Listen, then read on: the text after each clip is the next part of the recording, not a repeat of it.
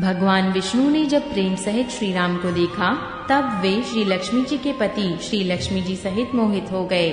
श्री रामचंद्र जी की शोभा देखकर ब्रह्मा जी बड़े प्रसन्न हुए, पर अपने 8 ही नेत्र जानकर पछताने लगे। देवताओं के सेनापति स्वामी कार्तिक के हृदय में बड़ा उत्साह है, क्योंकि वे ब्रह्मा जी से 1.5 अर्थात 12 नेत्रों से राम दर्शन का सुंदर लाभ उठा रहे हैं। सुजान इंद्र अपने 1000 नेत्रों से श्री रामचंद्र जी को देख रहे हैं और गौतम जी के शाप को अपने लिए परम हितकर मान रहे हैं। सभी देवता देवराज इंद्र से ईर्ष्या कर रहे हैं कि आज इंद्र के समान भाग्यवान दूसरा कोई नहीं है। श्री रामचंद्र जी को देखकर देवगण प्रसन्न है और दोनों राजाओं के समाज में विशेष हर्ष छा रहा है। दोनों ओर से राज समाज में अत्यंत हर्ष है और बड़े जोर से नगाड़े बज रहे हैं। देवता प्रसन्न होकर और रघुकुल मणि श्री राम की जय हो जय हो जय हो कहकर फूल बरसा रहे हैं। इस प्रकार बारात को आती हुई जानकर बहुत प्रकार के बाजे बजने लगे और रानी सुहागिन स्त्रियों को बुलाकर परछन के लिए मंगल द्रव्य सजाने लगी। अनेक प्रकार से आरती सजकर और समस्त मंगल द्रव्यों को यथा योग्य सजाकर गजगामिनी उत्तम स्त्रियां आनंद पूर्वक परछन के लिए चली।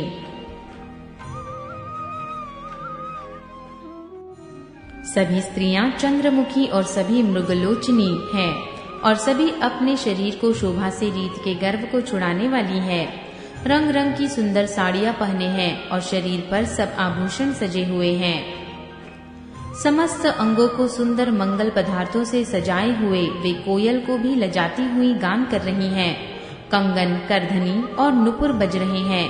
स्त्रियों की चाल देखकर कामदेव के हाथी भी लजा जाते हैं।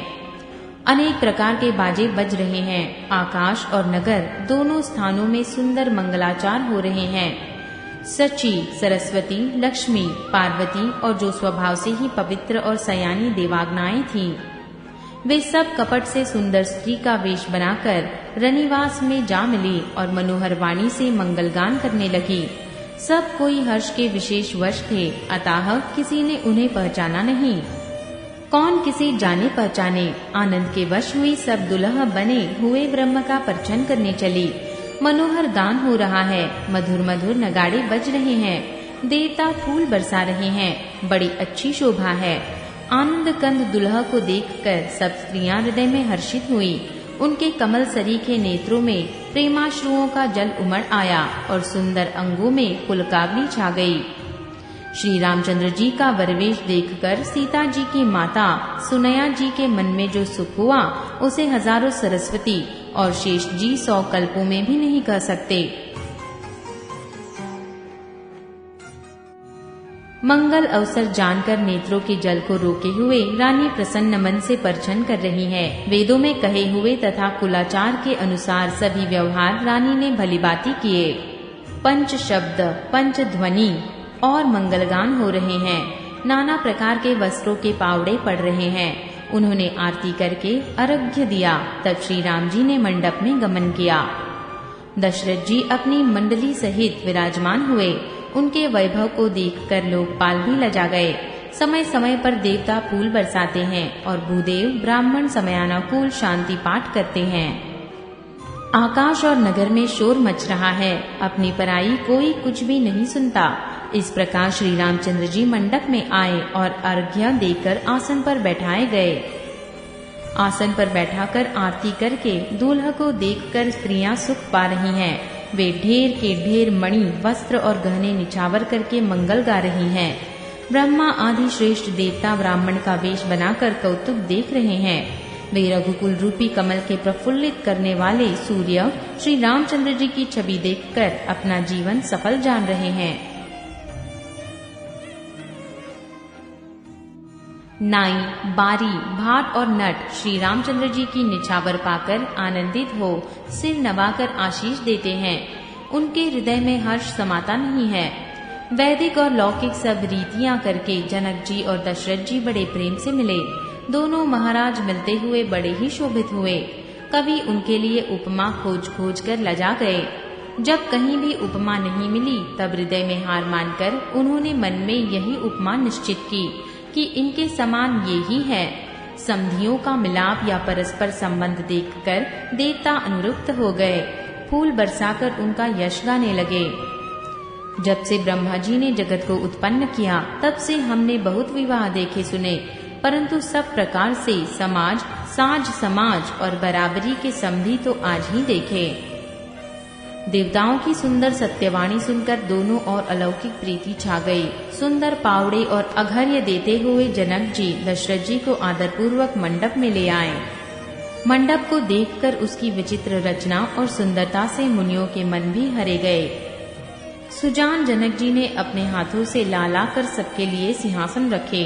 उन्होंने अपने कुल के इष्ट देवता के समान वशिष्ठ जी की पूजा की और विनय करके आशीर्वाद प्राप्त किया। विश्वामित्र जी की पूजा करते समय की परम प्रीति की रीति तो कहते ही नहीं बनती। राजा ने वामदेव आदि ऋषियों की प्रसन्न मन से पूजा की, सभी को दिव्य आसन दिए और सबसे आशीर्वाद प्राप्त किया। फिर उन्होंने कोसलाधीश राजा दशरथ जी की पूजा उन्हें ईष्ट के समान जानकर की, कोई दूसरा भाव न था। तदंतर अपने भाग्य और वैभव के विस्तार की सराहना करके हाथ जोड़कर विनती और बढ़ाई की। राजा जनक जी ने सब बरातियों का समधी दशरथ जी के समान ही सब प्रकार से आदरपूर्वक पूजन किया और सब किसी को उचित आसन दिए। मैं एक मुख से उस उत्साह का क्या वर्णन करूं। राजा जनक ने दान, मान, सम्मान, विनय और उत्तम वाणी से सारी बारात का सम्मान किया। ब्रह्मा, विष्णु, शिव, दिक्पाल और सूर्य जो रघुनाथ जी का प्रभाव जानते हैं, वे कपट से ब्राह्मणों का सुंदर वेश बनाए बहुत ही सुख पाते हुए सब लीला देख रहे थे। जनक जी ने उनको देवताओं के समान जानकर उनका पूजन किया और बिना पहचाने भी उन्हें सुंदर आसन दिया। कौन किसको जाने पहचाने, सबको अपनी ही सूध भूली हुई है। आनंद कंद दूल्हों को देखकर दोनों और आनंदमयी स्थिति हो रही है। सुजान श्री रामचंद्र जी ने देवताओं को पहचान लिया और उनकी मानसिक पूजा करके उन्हें मानसिक आसन दिए। प्रभु का शील स्वभाव देखकर देवगण मन में बहुत आनंदित हुए। श्री रामचंद्र जी के मुख रूपी चंद्रमा की छवि को सभी के सुंदर नेत्र रूपी चकोर आदर पूर्वक पान कर रहे हैं। प्रेम और आनंद कम नहीं है। समय देखकर वशिष्ठ जी ने सतानंद जी को आदर पूर्वक बुलाया। वे सुनकर आदर के साथ आए। वशिष्ठ जी ने कहा, अब जाकर राजकुमारी को शीघ्र ले आइए। मुनि की आज्ञा पाकर वे प्रसन्न होकर चले। बुद्धिमती रानी पुरोहित की वाणी सुनकर सखियों समेत बड़ी प्रसन्न हुई। ब्राह्मणों की स्त्रियों और कुल की बूढ़ी स्त्रियों को बुलाकर उन्होंने कुल रीति करके सुंदर मंगल गीत गाए। श्रेष्ठ देवांगनाएं जो सुंदर मनुष्य स्त्रियों के वेश में हैं, स्वभी स्वभाव से ही सुंदरी और श्यामा हैं। उनको देखकर रानीवास की स्त्रियां सुख पाती हैं और बिना पहचान के ही वे सबको प्राणों से भी प्यारी हो रही हैं। उन्हें पार्वती, लक्ष्मी और सरस्वती के समान जानकर रानी बार बार उनका सम्मान करती है। सीता जी का श्रृंगार करके मंडली बनाकर प्रसन्न होकर उन्हें मंडप में लिवा चली। सुंदर मंगल का साथ सजकर स्त्रियां और सखियां आदर सहित सीता जी को लिवा चली। सभी सुंदरियां 16 श्रृंगार किए हुए मतवाले हाथियों की चाल से चलने वाली है। उनके मनोहर गान को सुनकर मुनि ध्यान छोड़ देते हैं और कामदेव की कोयले भी लजा जाती हैं। पायजेब, पैंजनी और सुंदर कंकण ताल की गति पर बड़े सुंदर बज रहे हैं। सहज ही सुंदरी सीता जी स्त्रियों के समूह में इस प्रकार शोभा पा रही है, मानो छवि रूपी ललनाओं के समूह के बीच साक्षात परम मनोहर शोभा रूपी स्त्री सुशोभित हो। सीता जी की सुंदरता का वर्णन नहीं हो सकता, क्योंकि बुद्धि बहुत छोटी है और मनोहरता बहुत बड़ी। रूप की राशि और सब प्रकार से पवित्र सीता जी को बरातियों ने आते देखा। सभी ने उन्हें मन ही मन प्रणाम किया। श्री रामचंद्र जी को देखकर तो सभी पूर्ण काम हो गए। राजा दशरथ जी पुत्रों सहित हर्षित हुए। उनके हृदय में जितना आनंद था वह कहा नहीं जा सकता। देवता प्रणाम करके फूल बरसा रहे हैं। मंगलों की मूल मुनियों के आशीर्वादों की ध्वनि हो रही है। गानों और नगाड़ों के शब्द से बड़ा शोर मच रहा है। सभी नर नारी प्रेम और आनंद में मग्न हैं। इस प्रकार सीता जी मंडप में आई। मुनिराज बहुत ही आनंदित होकर शांति पाठ पढ़ रहे हैं। उस अवसर की सब रीति, व्यवहार और कुलाचार दोनों कुलगुरुओं ने किए। कुलाचार करके गुरुजी प्रसन्न होकर गौरी जी, गणेश जी और ब्राह्मणों की पूजा करा रहे हैं, अथवा ब्राह्मणों के द्वारा गौरी और गणेश जी की पूजा करवा रहे हैं। देवता प्रकट होकर पूजा ग्रहण करते हैं, आशीर्वाद देते हैं और अत्यंत सुख पा रहे हैं। मधुपर्क आदि जिस किसी भी मांगलिक पदार्थ की मुनि जिस समय भी मन में चाह मात्रा करते हैं, सेवक गण उसी समय सोने की परातों में और कलशों में भरकर उन पदार्थों को लिए तैयार रहते हैं। स्वयं सूर्यदेव प्रेम सहित अपने कुल की सब रीतियां बता देते हैं और वे सब आदर पूर्वक की जा रही है। इस प्रकार देवताओं की पूजा करा के मुनियों ने सीता जी को सुंदर सिंहासन दिया। श्री सीता जी और श्री राम जी का आपस में एक दूसरे को देखना तथा उनका परस्पर का प्रेम किसी को लख नहीं पड़ रहा है। जो बात श्रेष्ठ मन, बुद्धि और वाणी से भी परे है, उसे कवि क्यों कर प्रकट करे। हवन के समय अग्निदेव शरीर धारण करके बड़े ही सुख से आहुति ग्रहण करते हैं और सारे वेद ब्राह्मण का वेश धरकर विवाह की विधियां बताए देते हैं। जनक जी की जगत विख्यात पटरानी और सीता जी की माता का बखान तो हो ही कैसे सकता है। सुयश, सुकृत, सुख और सुंदरता सबको बटोरकर विधाता ने उन्हें संवार कर तैयार किया है। समय जानकर श्रेष्ठ मुनियों ने उनको बुलवाया। यह सुनते ही सुहागिनी स्त्रियां उन्हें आदर पूर्वक ले आईं। सुनैना जी जनक जी की बाईं ओर ऐसी सोह रही हैं, मानो हिमाचल के साथ मैना जी शोभित हों। पवित्र, सुगंधित और मंगल जल से भरे सोने के कलश और मणियों की सुंदर पराते राजा और रानी ने आनंदित होकर अपने हाथों से लाकर श्री रामचंद्र जी के आगे रखी। मुनि मंगलवाणी से वेद पढ़ रहे हैं। सुअवसर जानकर आकाश से फूलों की झड़ी लग गई है। दूल्हा को देखकर राजा रानी प्रेम मग्न हो गए और उनके पवित्र चरणों को पखारने लगे। वे श्री राम जी के चरण कमलों को पखारने लगे। प्रेम से उनके शरीर में पुलकावली छा रही है। आकाश और नगर में होने वाली गान, नगाड़े और जय जयकार की ध्वनि मानो चारों दिशाओं में उमड़ चली। जो चरण कमल कामदेव के शत्रु श्री शिव जी के हृदय रूपी सरोवर में सदा ही विराजते हैं, जिनका एक बार भी स्मरण करने से मन में निर्मलता आ जाती है और कलयुग के सारे पाप भाग जाते हैं, जिनका स्पर्श पाकर गौतम मुनि की स्त्री अहल्या ने जो पाप में थी परम गति पाई, जिन चरण कमलों का मकरंद रस शिव जी के मस्तक पर विराजमान है, जिसको देवता पवित्रता की सीमा बताते हैं, मुनि और योगी जन अपने मन को भौरा बनाकर जिन चरण कमलों का सेवन करके मनोवांछित गति प्राप्त करते हैं, उन्हीं चरणों को भाग्य के पात्र जनक जी धो रहे हैं। यह देखकर सब जय जयकार कर रहे हैं। दोनों कुलों के गुरु वर और कन्या की हथेलियों को मिलाकर शाखोच्चार करने लगे। पाणी ग्रहण होता हुआ देखकर ब्रह्मादि देवता, मनुष्य और मुनि आनंद में भर गए। सुख के मूल दूल्हा को देखकर राजा रानी का शरीर पुलकित हो गया और हृदय आनंद से उमंग उठा। राजाओं के अलंकार स्वरूप महाराज जनक जी ने लोक और वेद की रीति को करके कन्यादान किया। जैसे हिमवान ने शिव जी को पार्वती जी और सागर ने भगवान विष्णु को लक्ष्मी जी दी थी, वैसे ही जनक जी ने श्री रामचंद्र जी को सीता जी समर्पित की, जिससे विश्व में सुंदर नवीन कीर्ति छा गई। विदेह कैसे विनती करे, उस सांवली मूर्ति ने तो उन्हें सचमुच विदेह ही कर दिया। विधि पूर्वक हवन करके गठजोड़ी की गई और भावरें होने लगी। जय ध्वनि, वंदी ध्वनि, वेद ध्वनि, मंगलगान और नगाड़ों की ध्वनि सुनकर चतुर देवगण हर्षित हो रहे हैं और कल्पवृक्ष के फूलों को बरसा रहे हैं। वर और कन्या सुंदर भावरें दे रहे हैं। सब लोग आदर पूर्वक नेत्रों का परम लाभ ले रहे हैं। मनोहर जोड़ी का वर्णन नहीं हो सकता। जो कुछ उपमा कहूँ वही थोड़ी होगी। श्री राम जी और श्री सीता जी की सुंदर परछाई मणियों के खंभों में जगमगा रही है, मानो कामदेव और रति बहुत से रूप धारण करके श्री राम जी के अनुपम विवाह को देख रही हैं।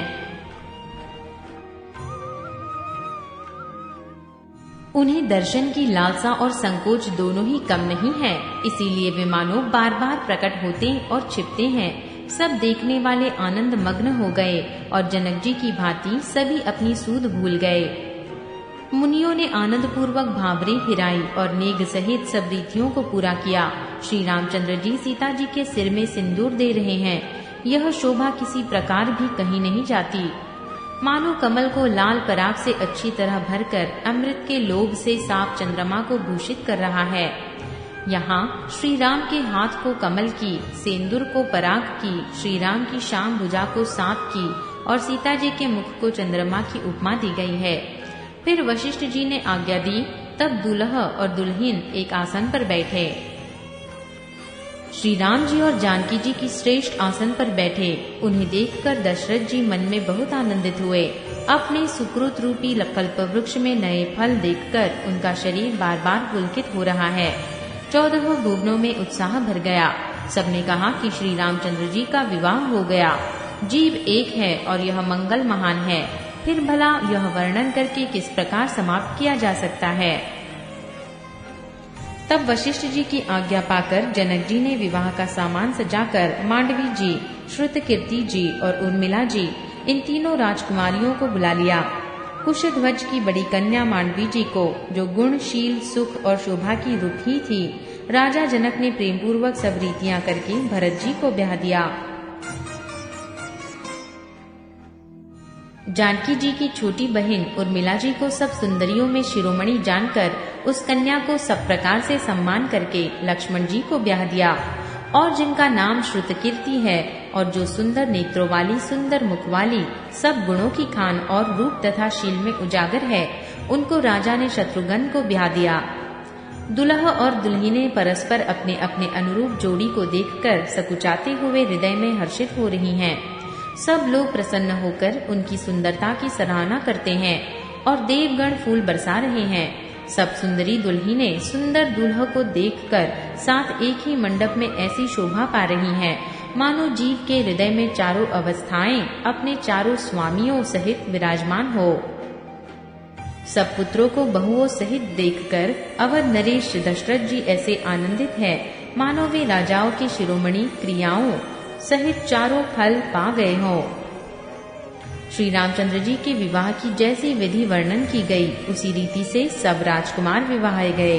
दहेज की अधिकता कुछ कहीं नहीं जाती। सारा मंडप सोने और मणियों से भर गया। बहुत से कंबल, वस्त्र और भांति भांति के विचित्र रेशमी कपड़े जो थोड़ी कीमत के न थे, तथा हाथी, रथ, घोड़े, दास दासियां और गहनों से सजी हुई कामधेनु सरीखी गायें, अनेकों वस्तुएं हैं जिनकी गिनती कैसे की जाए, उनका वर्णन नहीं किया जा सकता। जिन्होंने देखा है वही जानते हैं। उन्हें देखकर लोकपाल भी सिहा गए। अवधराज दशरथ जी ने सुख मानकर प्रसन्न चित्त से सब कुछ ग्रहण किया। उन्होंने वह दहेज का सामान याचकों को जो जिसे अच्छा लगा दे दिया। जो बच रहा वह जन सेवा में चला आया। तब जनक जी हाथ जोड़कर सारी बारात का सम्मान करते हुए कोमल वाणी से बोले, आदर, दान, विनय और बड़ाई के द्वारा सारी बारात का सम्मान कर राजा जनक ने महान आनंद के साथ प्रेम पूर्वक लड़ाकर मुनियों के समूह की पूजा एवं वंदना की। सिर नवाकर देवताओं को मनाकर राजा हाथ जोड़कर सबसे कहने लगे कि देवता और साधु तो भाव ही चाहते हैं, क्या एक अंजलि जल देने से कहीं समुद्र संतुष्ट हो सकता है। फिर जनक जी भाई सहित हाथ जोड़कर कोसलाधीश दशरथ जी से स्नेह, शील और सुंदर प्रेम में सान कर मनोहर वचन बोले, हे राजन, आपके साथ संबंध हो जाने से अब हम सब प्रकार से बड़े हो गए। इस राजपाट सहित हम दोनों को आप बिना दान के लिए हुए सेवक ही समझिएगा। इन लड़कियों को टहलनी मानकर नई नई दया करके पालन कीजिएगा। मैंने बड़ी ढिठाई की कि आपको यहाँ बुला भेजा, अपराध क्षमा कीजिएगा। फिर सूर्यकुल के भूषण दशरथ जी ने समधी जनक जी को संपूर्ण सम्मान का निधि कर दिया। उनकी परस्पर की विनय कहीं नहीं जाती। दोनों के हृदय प्रेम से प्रेम पूर्ण हो गए। देवतागण फूल बरसा रहे हैं। राजा जनक वासे को चले। नगाड़े की ध्वनि, जय ध्वनि और वेद की ध्वनि हो रही है। आकाश और नगर दोनों में खूब कौतूहल हो रहा है। तब मुनीश्वर जी आज्ञा पाकर सुंदरी सखियां मंगलगान करती हुई दुल्हनों सहित दुल्हों को लिवाकर कोहबर की चली। सीता जी बार बार राम जी को देखती हैं और सकुचा जाती हैं, पर उनका मन नहीं सकुचाता। प्रेम के प्यासे उनके नेत्र सुंदर मछलियों की छवि को हर रहे हैं। श्री रामचंद्र जी का सांवला शरीर स्वभाव से ही सुंदर है। उसकी शोभा करोड़ों कामदेवों को लजाने वाली है। महावर से युक्त चरण कमल बड़े सुहावने लगते हैं, जिन पर मुनियों के मन रूपी भौरे सदा छाए रहते हैं।